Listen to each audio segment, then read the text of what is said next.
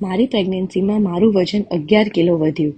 40 દિવસોના આરામ, જેમાં ભૂખ પણ બહુ લાગે, ઊંઘ પણ ના થાય અને એક બાળકની જવાબદારી અને ઘણા બધા બોડીમાં ચેન્જીસ.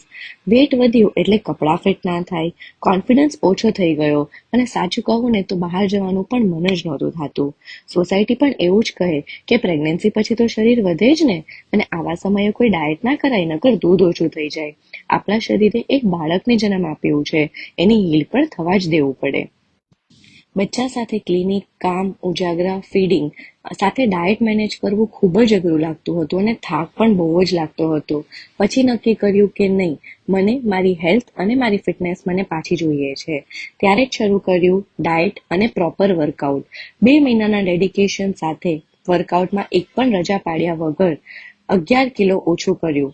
ડાયટ પણ કર્યું ફીડિંગની સાથે અને ઘર, રૂહી, પોતાનું કામ એ પણ મેનેજ કર્યું. મારી ફેમિલીની સપોર્ટ સાથે મેં મારો ગોલ અચીવ કર્યો. દરેક ન્યૂ મોમ માટે વેઇટ લોસ એક બહુ મોટી ચેલેન્જ હોય છે, પણ આપણી હેલ્થને પણ આપણે ફર્સ્ટ પ્રાયોરિટી આપવી જ જોઈએ.